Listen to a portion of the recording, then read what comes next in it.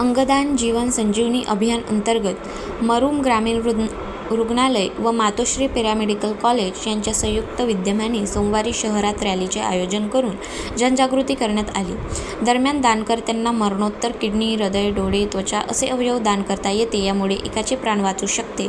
यासाठी इच्छा असणाऱ्यांनी QR कोडनुसार नोंदणी करावे, अशी शासकीय रुग्णालयाला संपर्क साधावा, असे आवाहन वैद्यकीय अधीक्षक महेश अर्दाडे यांनी यावेळी केले।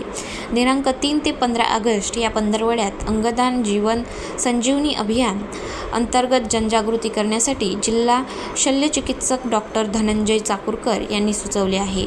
यानुसार सोमवारी मरूम येथे ग्रामीण रुग्णालयाचे वैद्यकीय अधीक्षक डॉक्टर महेश अर्दाडे यांच्या उपस्थितीत सदरील अभियान संदर्भात जनजागृती कार्यक्रम घेण्यात आला।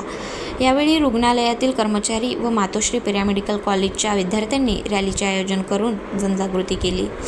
याप्रसंगी रुग्णालयातील वैद्यकीय अधिकारी डॉक्टर अभिषेक बेल्लूर, राष्ट्रीय बाल स्वास्थ्य अभियानाचे डॉक्टर GL कांबळे, ICTCचे समुपदेशक संतोष थोरात, NDC समुपदेशक सुजित जाधव, प्रयोगशाळा तंत्रक विजयकुमार भोसले, लखन भोसले, रत्नदीप भोसले, मातोश्री पॅरामेडिकल कॉलेजचे प्राचार्य सुनील टिकांबरे तसेच विद्यार्थी व रुग्णालयातील कर्मचारी रॅलीत सहभागी होते।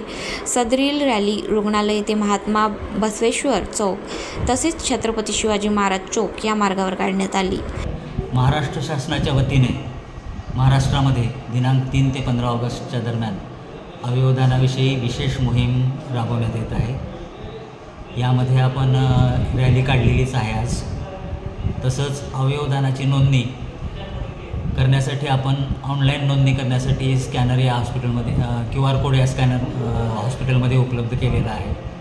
तरी माझी सर्व जनतेला आव्हान राहील की ज्यांना मृत्यूपश्चात अवयवदान करायचं आहे त्यांनी नोंदणी करावी, कारण जिवंतपणे आपण रक्तदान करून लोकांचे प्राण वाचवतो, तर मृत्यूपश्चातसुद्धा आपल्याला लोकांचे प्राण वाचवण्याची संधी या अवयवदानातून उपलब्ध होऊ शकते आणि हे एक अत्यंत चांगलं काम असल्यामुळं यात आपलं सहकार्य अपेक्षित आहे। धन्यवाद। गाव माझा न्यूजकरिता रफिक पटेल, मरूम, धाराशिव।